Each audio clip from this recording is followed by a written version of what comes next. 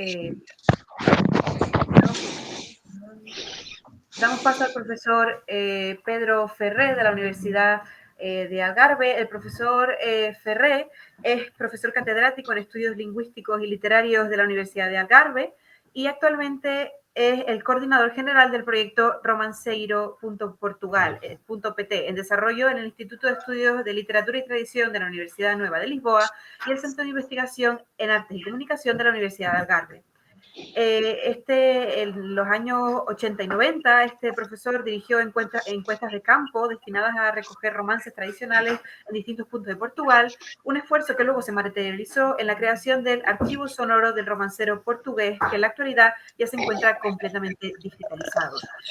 El profesor Ferrer además ha publicado más de 150 títulos, entre libros, capítulos de libros y artículos científicos que abarcan campos como la lírica medieval gallego-portuguesa, el teatro de Gil Vicente, el romancero viejo y la tradición oral moderna, el romanticismo peninsular y algunas incursiones en la literatura contemporánea portuguesa.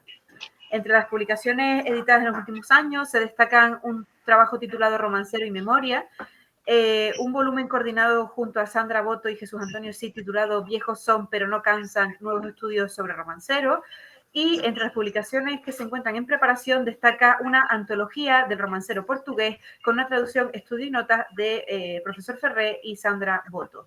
Y hoy nos viene a hablar de manera virtual sobre el romancero, revisiones y algunas nuevas reflexiones. Doy paso al paro de compartir pantalla, cierro el micrófono y doy paso al profesor Ferré. Muchas gracias. Buenos días. No sé si se oye bien. A veces funciona mejor el micrófono del ordenador que este micrófono que estoy utilizando en este momento. Ya me diréis si se oye o no. Se oye genial, se oye muy bien. Muchas gracias. Bueno, en primer lugar, cumple agradecer al Instituto la enorme generosidad con que me acogió el pasado curso académico. Además de, evidentemente, agradecer esta invitación. Me dirijo de una forma muy especial a Ana Vian, a su gentileza, a su amabilidad y a sus siempre atentas palabras. Como no podía dejar de ser, saludaros, Irene y Daniel, por la labor hecha, por la perfección de vuestras tareas. En todo momento, recordando mi muy llorado Sam Armistead, diría, fui tratado a cuerpo de rey. A los presentes, en primer lugar, quiero saludar a Teresa Echenique, esperando que, en fin, se recupere lo antes posible. Yo todavía, cuando creo que por una cuestión alérgica, sigo con algunos problemas de voz. La víspera del Congreso de Cádiz estaba totalmente afónico, no podía hablar, pero hoy creo que se está solucionando el problema. Del mismo modo, saludo a los presentes, y digo presentes, a los que ahí están presentes en Madrid. Yo lamentablemente no puedo, una vez más, desplazarme, y a los que a distancia, como yo, participan de esta sección. El título, ya que hablábamos de frases proverbiales en portugués, que existe también en castellano, pero yo diría en portugués, o homem põe y Deus dispone. El hombre pone y Dios dispone. Y sin que me aparte del tema, o no me aparte totalmente del tema que os propuse, no puedo dejar de colocar una especie de subtítulo robado, de cierta forma, o inspirado, de cierta forma, en Antonio Cid, que en el año 2017, en el coloquio de Coimbra, presentó una extraordinaria ponencia que brevemente citaré algunos de sus palabras, intitulada Entre Escila y Caribdis en el romancero hispánico. El título es más largo, pero aquí está el fondo de la cuestión. Mi subtítulo, el subtítulo que propongo, a lo que os voy a hablar, sería Entre alcibidiasmos y erostratismos. Me parece adecuado, insisto, le estoy copiando, estoy tomando estas expresiones a Antonio, creo que me lo perdonará y entenderá una vez leída esta conferencia o como esto se llame, entenderá el porqué de esta revisión. Empiezo por palabras de Antonio Cid en dicho artículo o ponencia, que se transformó en artículo en el libro Viejos son, pero no cansan. De Antonio Cid que no cabe duda que la posibilidad de cotejar dos cortes sincrónicos en la evolución de las fábulas romancísticas con dos corpus extensos de los siglos XVI, XV y XVI, por una parte, y del XIX en adelante, por otra, es casi única en la balada europea. Y se supone que los estudiosos debemos sacar partido de toda variedad temporal y geográfica que ofrece el romancero o, en cualquier caso, no soslayarla. En los últimos años, sin embargo, esa consideración global de los romances parece haber entrado en crisis y asistimos a la defensa de propuestas reduccionistas en el sentido en que renuncian al estudio y a la edición del romancero como un continuum unitario. Renuncian o consideran que ese continuum es ilusorio o si existe, carece de interés. Dice más, si se tiene en cuenta que la eventual puesta por escrito, manuscrita o impresa, no anula en modo alguno el que los romances se siguieran memorizando y ejecutando en medio oral, creo evidente que el testimonios o los testimonios impresos en su estricta materialidad no nos explican ni todo el romancero, ni el romancero del siglo XVI, ni tampoco el propio romancero impreso en el siglo XVI. Bueno, y termino con unas cuantas palabras más que dicen, al mencionar, se refiere a Martinucio, los ejemplares donde los saqué, sabemos bien que se refiere a los pliegos sueltos. Ya Menéndez Pidal identificó varios de los pliegos que sirvieron de fuente a Martinucio, y ese catálogo de pliegos fuente ha sido corregido y aumentado por otros estudiosos, entre ellos el propio Garvin. Claro es que cabría preguntarse de dónde tomaron los primeros impresores de pliegos los textos que imprimían. Y la respuesta no está solo en el cancionero general de Hernando del Castillo, ni en otras previas fuentes impresas. Igual que Nucio, los pliegos sueltos recurrieron muchas veces, como no, a recitaciones orales dictadas. Podía seguir, pero suspendo aquí la cita de Antonio Cid.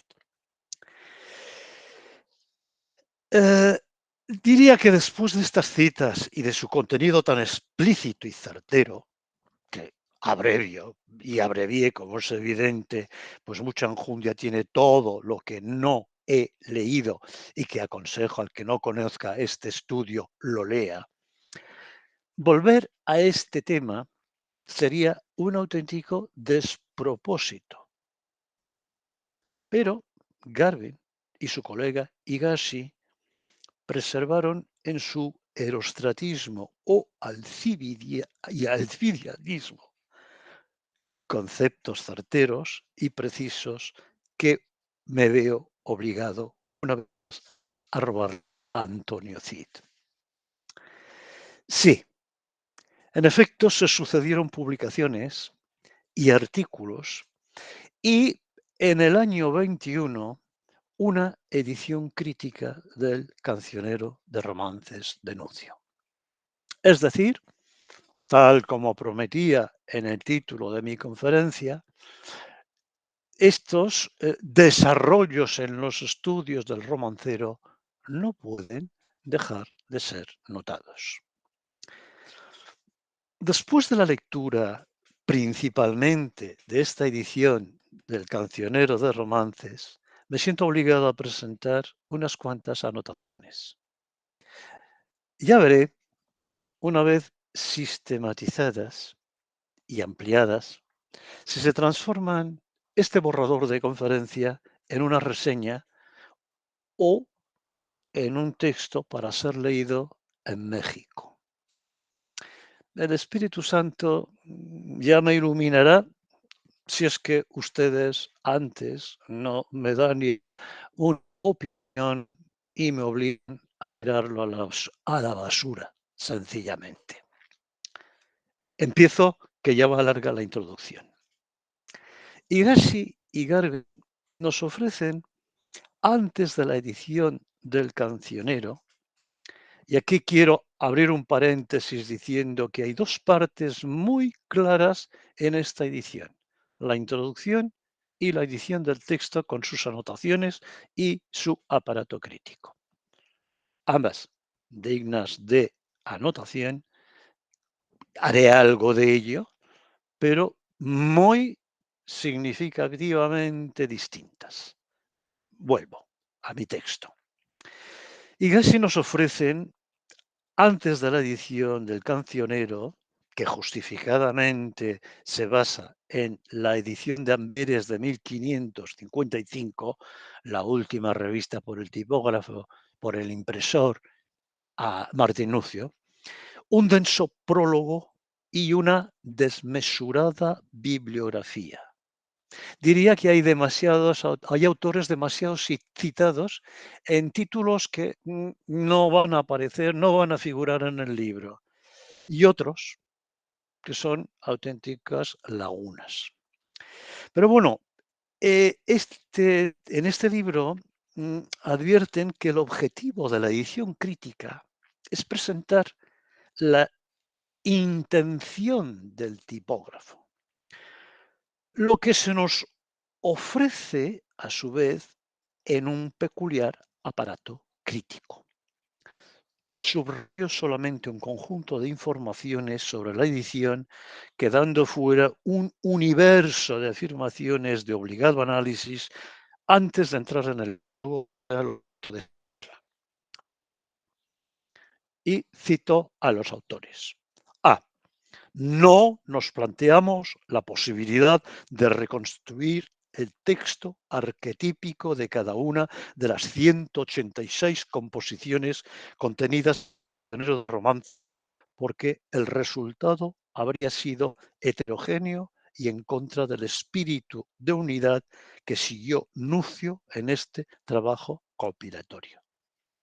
Creo que estas palabras merecerían una mejor reflexión, pero insisto, aquí no habrá tiempo.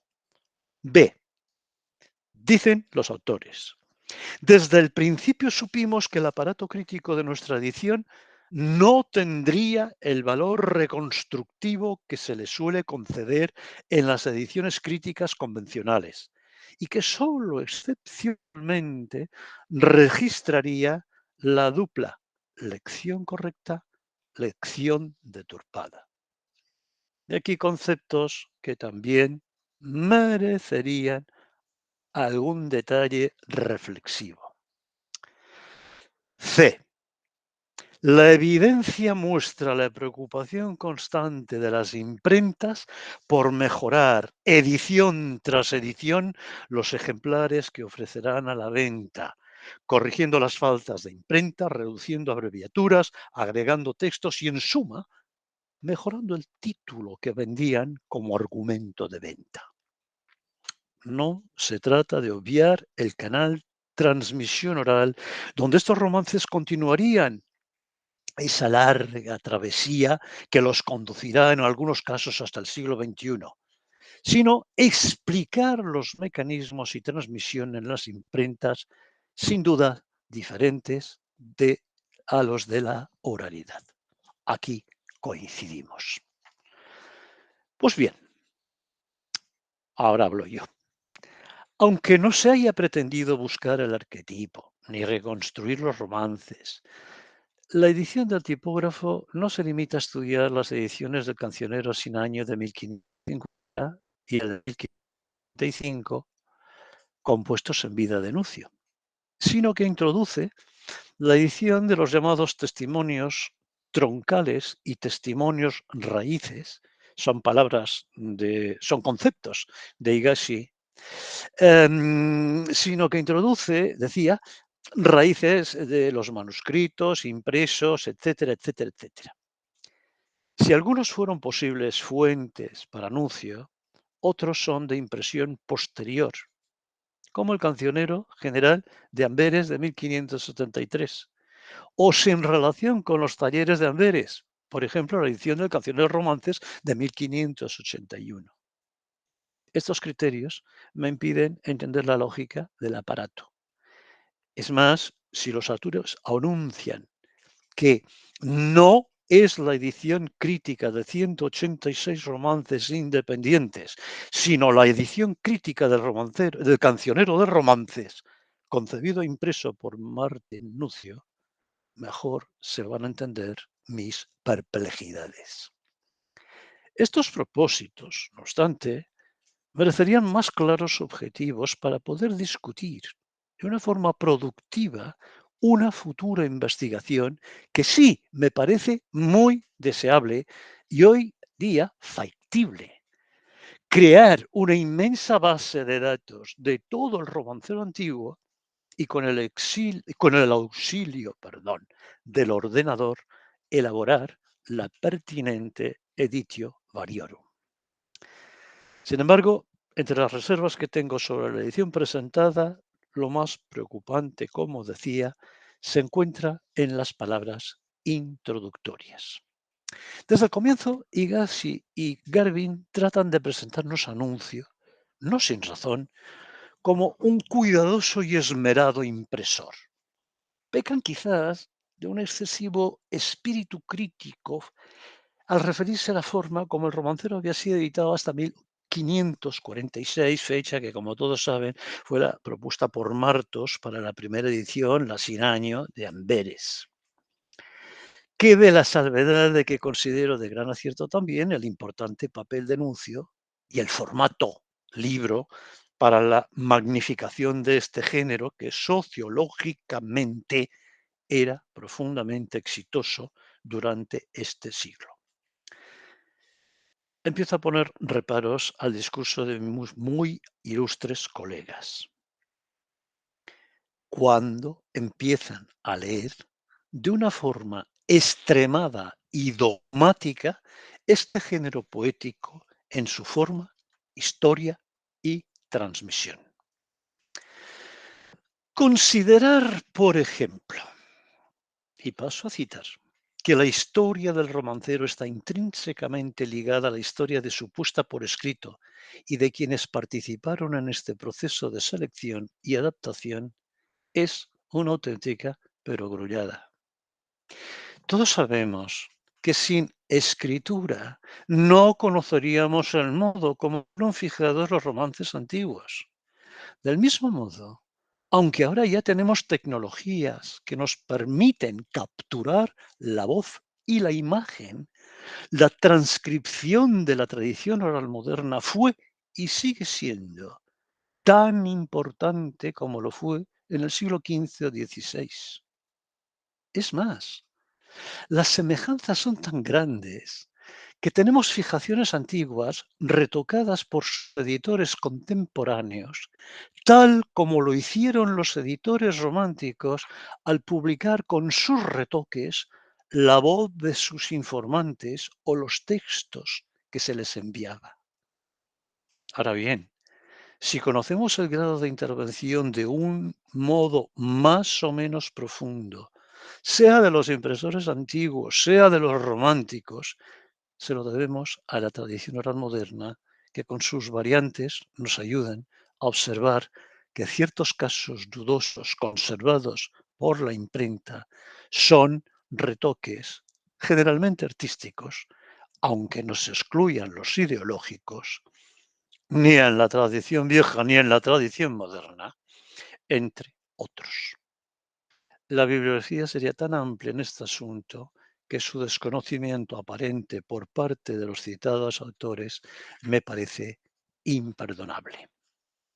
Ahora bien, si lo que pretenden es eliminar la importancia de la memoria y de la voz a favor de una exclusiva fijación por escrito, les recomiendo la lectura de una investigadora mexicana que creo que mucho admiran.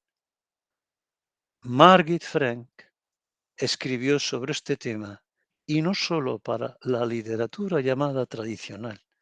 Las grandes plumas leían en voz alta y algunos apenas necesitaban papel. Su memoria les bastaba como soporte y su voz como vehículo de transmisión. Y hace muchos años Catalán había señalado cuán poco productivo era oponer literatura a oralidad. En la misma línea, Margit Frank nos recordaba que un texto escrito con su litera se oralizaba leído en voz alta. La centralidad del problema se encuentra en el soporte, papel, papiro, pergamino, piedra, lo que sea, y memoria. Los textos patrimoniales llamados orales son textos guardados en la memoria y reproducidos por la voz. Los escritos son textos copiados mediante la lectura silenciosa o el dictado en voz alta en un soporte material. Esto es seguir a Diego Catalán. Si me permiten un breve inciso, diría que esto que parece remitir a siglos para la Media o al siglo de oro, diría que en épocas muy recientes, en pleno siglo XX, Fernando Pessoa conoció a un poeta simbolista llamado Camilo Pessaña, que apenas escribía sus poemas. Mencionó al Pessoa que los poemas de Pessaña fueran tan bien memorizados por él y que no tuvieran un soporte escrito, que Pessoa anotó muchas de esas recitaciones a partir de la memoria del autor. Y parte de la edición de Camilo Pessaña actual es un reflejo precisamente de las notas tomadas por amigos o algunos conocidos y admiradores. Lo mismo que ocurría en el siglo XVI. Ahora bien, no siendo un pidalino muy ortodoxo, diría yo que prima en mi mente un cierto agnosticismo. Me encuentro entonces muy a gusto para discutir una serie de afirmaciones hechas por estos autores, sea contra Menéndez Pidal, sea omitiendo aspectos que con él comparten, acudiendo, y aquí la palabra es fuerte, sin ética, algunas otras autoridades no se cansan, por ejemplo, de autocitarse y, además, entre los olvidados en la introducción, se encuentra también Diego Catalán. Llama de tal forma la atención sus constantes olvidos que no puedo dejar de considerar que hay momentos en que, repito, palabras fuertes, la deshonestidad intelectual raya ya lo inimaginable. A partir de este momento me centraré a justificar tan grave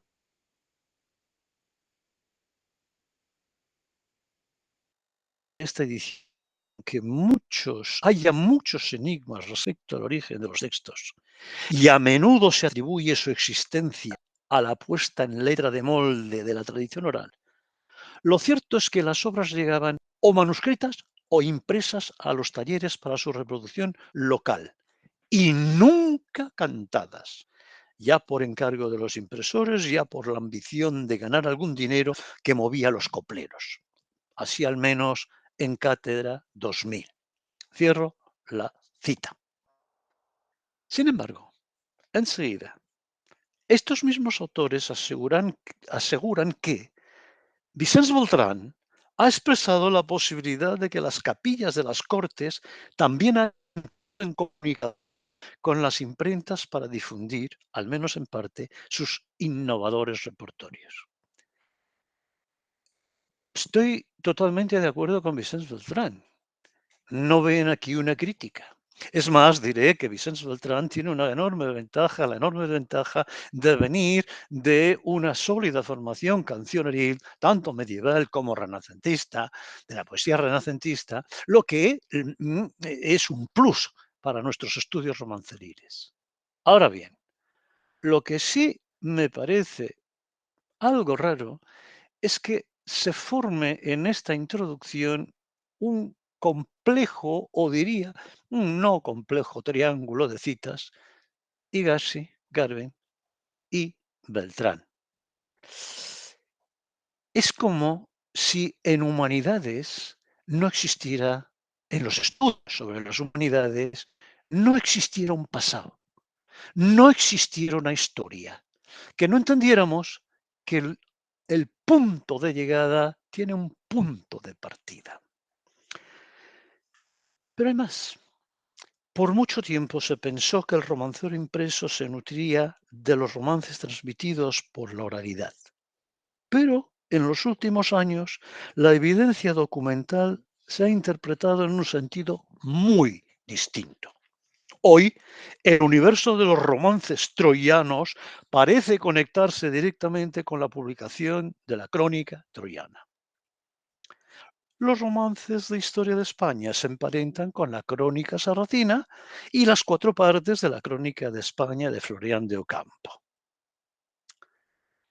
O sea, agregan, al menos en su origen parecen inspirados en el éxito editorial de estas obras, cuyas amplias dimensiones y consecuente complejidad narrativa hacían que resultase inaccesible para una parte de los consumidores.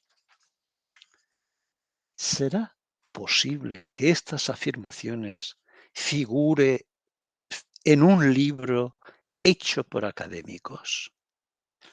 Menéndez Pidal, en el primer tomo de su romancero hispánico, en la página 348, capítulo 10, intitula el apartado 7, fíjense cómo soy detallado en la reseña bibliográfica, del siguiente modo. Así se intitula: Temas de la crónica troyana y de la Eneida. En esa misma página, y no nos olvidemos de la fecha en que escribía, 1953, refiriéndose al juicio de París, dice: un poeta aficionado a la leyenda troyana, tan tratada en la Edad Media, no dejó esta bella estampa de intensa y amena coloración artificiosa. Cierto es que dice de tonalidad arcaica, pero agrega muy popularizante. Don Héctor, el infante París, la dehesa Venus, son vistos como podía verlos.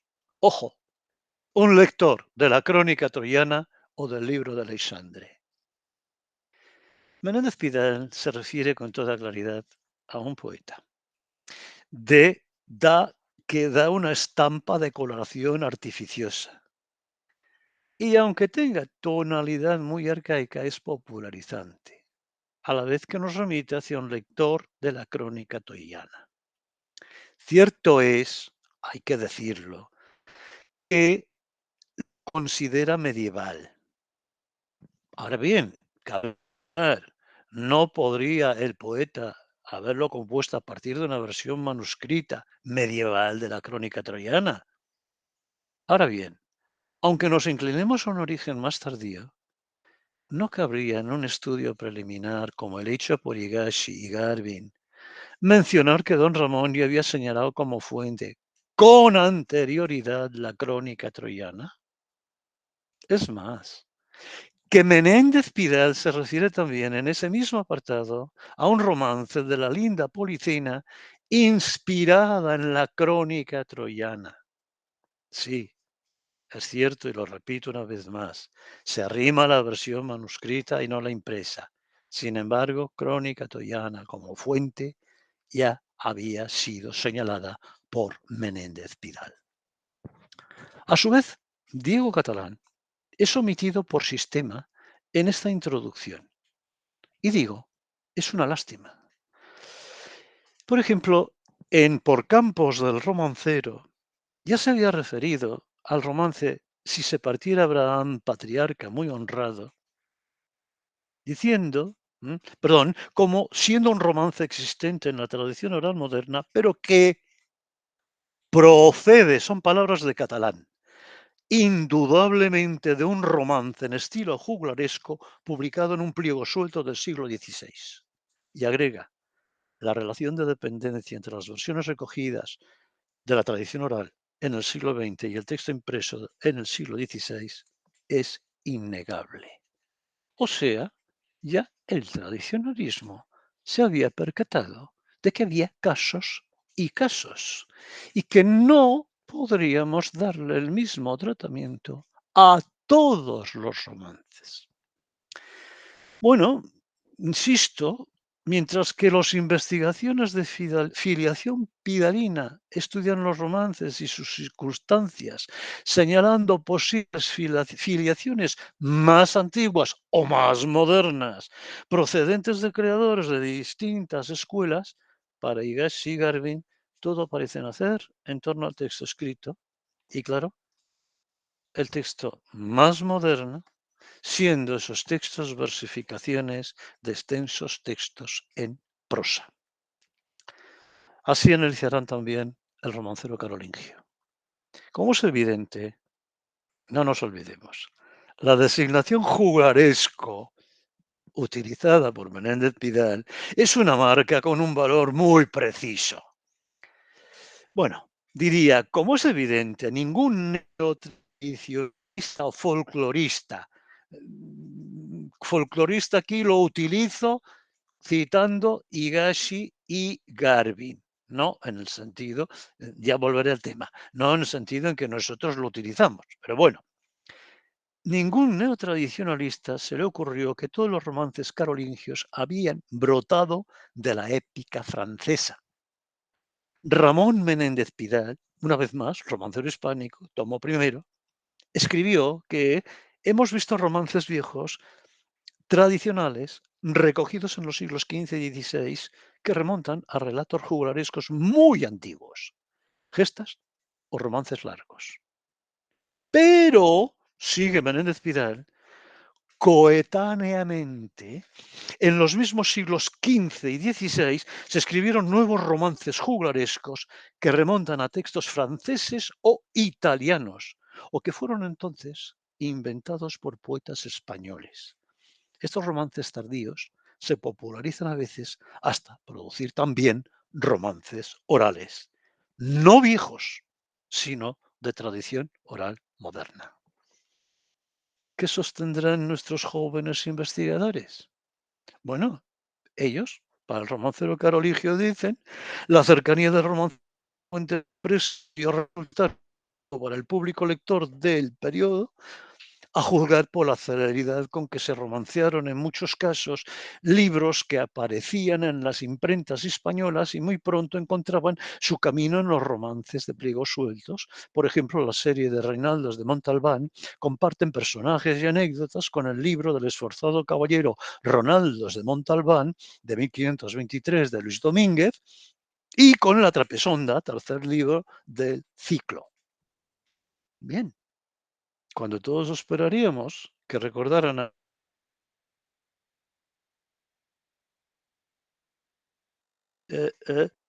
cuando dice: los romances de Reinaldos de Montalbán, lejos de inspirarse en la vieja chanson de Renaud de Montauban, proceden del poema Pedro Durante da Gualdo, La Leandra Innamorata, impreso en 1508, y de otro poema de Francesco Tromba, La Travisonda, publicada en 1518.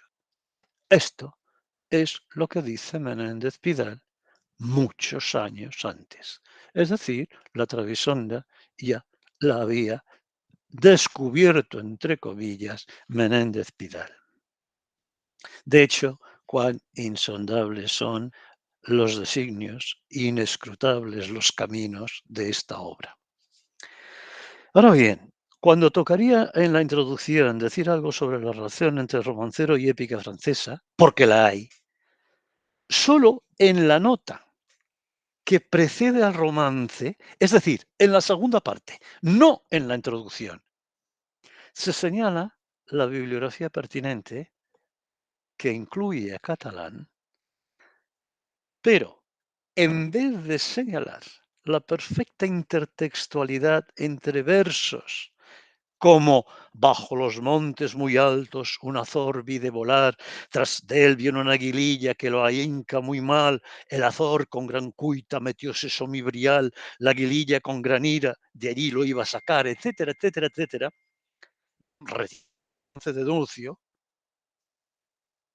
en los manuscritos CH y T de la gesta francesa se repiten versos, o mejor dicho, existen versos que son auténticos paralelos con lo que acabo de leer.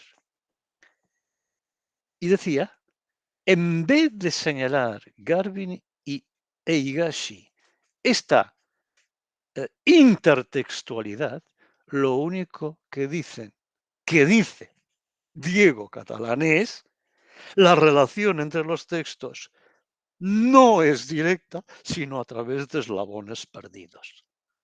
Me perdonarán ustedes, pero esto es faccioso. Pero hay mucho más. Confieso que me hizo sonreír la confusa idea que tienen estos autores del trabajo de la escuela pidalina y ahora palabras mayores, de un cierto desvío folclorista de Rodríguez Moñino. Es cierto que el 67, en su introducción a la edición de 1550, escribió Rodríguez Moñino que Nucio, paso a citarle, con seguridad él mismo, que viajó a España durante varios años y conocía bien la lengua castellana, llevó a Amberes un paquete de pliegos sueltos con los romances y canciones más populares. Asimismo, ahora en la página 12, seguirá diciendo: he aquí bien claras las dos vías de formación del cancionero. El cancionero de romances de Amberes. De una parte la tradición escrita, de otra la oral.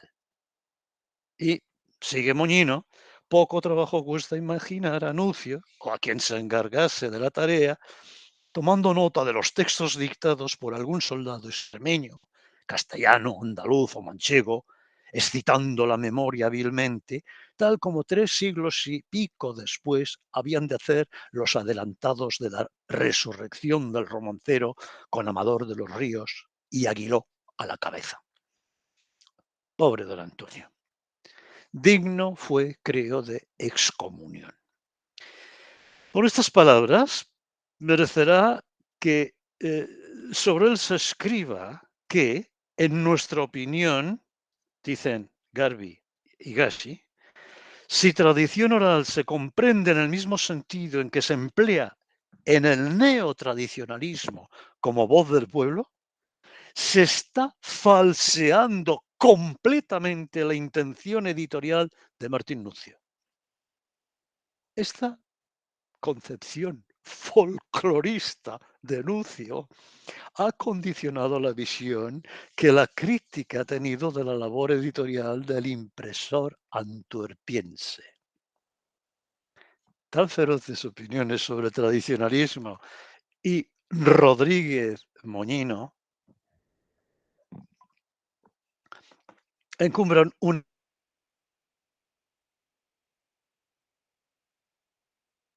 más interesantes del tradicionalismo y de Rodríguez Moñino, por Dios, como creadores de la idea de un nucio folclorista. ¿Sabrán acaso qué es folclorismo? Estoy seguro que no. Por ello, una buena encuesta, transcripción de textos y consiguiente edición de las versiones recogidas en la tradición oral moderna con equipos del Instituto Menéndez Pidal sería la penitencia más productiva que podrían tener, y aseguro que entenderían que el trabajo filológico del tradicionalista nada tiene que ver con el trabajo amateur del folclorista, que en el artículo antes citado se situaría entre los estudios etnográficos, es decir, el lado de Caribdis. Empecé recordando en un estudio a Antonio Cid y yo mismo acusé a los autores de erostratismo o de alfidiadismo, perdón. Pues bien, Alejandro Higashi cree ser el primero en descubrir que el romance de Valdovinos, presente en la edición sin año, es sustituido en 1550 por el romance del conde alemán. Es cierto que los editores modernos que se refirieron a las ediciones no se percataron o no dieron la debida importancia a este hecho. La última edición, por ejemplo, la de Paloma Díez Más, claro, al poner de un lado que en la edición definitiva de Canciones de Romances de 1550 hay supresiones y da como ejemplo el Yo me estaba en Barbadillo, pero a la vez hay sustituciones y da como ejemplo al lado de A tan alta va la luna, que es el caso que aquí menciono, con romances como en los campos de Alventosa, que lo que pasa ahí es que tenemos la versión larga y la versión breve en la de Sin Año y en la de 50, evidentemente que al decir que son sus sustituciones, deja un poco, ahí hay una cierta ambigüedad. De hecho, lo que se hace es suprimir un romance por el otro. Pero bueno, decía, que ha sido el primero en darse cuenta. Y yo me pregunto, ¿es que puede creer que los que estudiamos con rigor la tradición antigua y la tradición moderna, las dos, se nos había escapado este dato? Por esta razón y tantas otras más, estudiar una parte del romancero tiene graves consecuencias. No voy a ser yo quien se las... Además, aprovecho para decir algo que me parece importante decirlo de una vez. El citar un romance por su incipit octosilábico solamente tiene un gran peligro. Por ejemplo, si digo elo, elo por do viene, no sé si me estoy refiriendo o si el autor se refiere al elo, elo por do viene el moro por la calzada o al elo, elo por do viene el infante vengador, etc. Así que también aconsejaría que al referirme a los inquipites, al menos utilicemos los 16 sílabos. No por cuestiones de viejas discusiones sobre el octosílabo, el 16 sílabo, sino por simple mejor entendimiento. Por fin, y voy terminando, recuerdo que sí es verdad que Menéndez Pidal, independientemente de la lógica tradicionalista que busca el estudio del romancero en su diacronía, analiza con desprecio estético el romancero erudito, cronístico, histórico o como se le quiera llamar. Recuerdo a todos los que no admiten las diferencias profundas entre el romancero antiguo y romancero basado en crónicas, que don Ramón no tuvo ningún problema al estudiar el romance del rey Rodrigo en incluir toda la documentación atinente a este personaje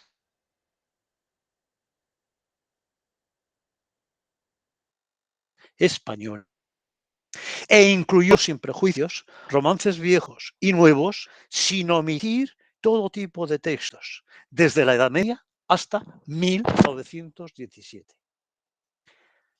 A su vez, será también importantísimo recordar cómo en los dos primeros tomos del romancero tradicional de las lenguas hispánicas, con todas sus virtudes y sus defectos, no se omitieron, son designaciones de aquel entonces, ni los primitivos, ni los viejos, ni los eruditos, ni los artificiosos, ni, claro, los de tradición oral. Termino releyendo mi viejo Lazarillo y encuentro sabias palabras en él. Dice el Lazarillo en su prólogo, y a este propósito dice Plinio, que no hay libro, por malo que sea, que no tenga alguna cosa buena. Tiene cosas buenas, sin duda, esta edición, ya que nos ofrece de vez en cuando pertinentes informaciones, nos regala un intento de entender una parte del mundo editorial del siglo XVI, hace un trabajo pulcro en el campo de la sociología del libro, de la lectura y del lector, presenta algunas introducciones a los romances de buena calidad y cierta erudición, y claro está, aunque pueda discrepar del aparato crítico, lo que es normal y natural en cualquier edición, permite que veamos las distintas lecciones presentes en pliegos, manuscritos e impresos. Siento, es más, lamento profundamente que no se ha hecho tan solo la colación de las variantes de edición y se ha dejado de lado las de emisión y principalmente las de estado. Sabemos las dificultades que esto acarrea, pero en un trabajo de este tipo me parecería indispensable. Me doy cuenta al terminar que gracias a estos trabajos estoy perdiendo un poco mi agnosticismo. Pido que se me perdone la dureza de mis palabras, pero a mi juicio más vale criticar con frontalidad que callar y maldecir. O más grave aún, no opinar. Forma sagaz, sublime de decir que algo o alguien no existe. Muchísimas gracias.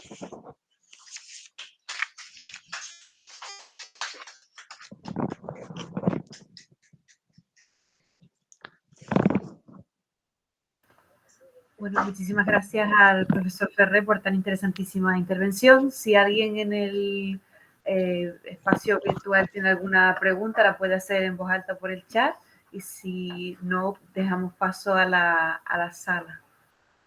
¿Alguien tiene alguna pregunta? Bueno, en lo que la gente se anima a intervenir, detengo la grabación.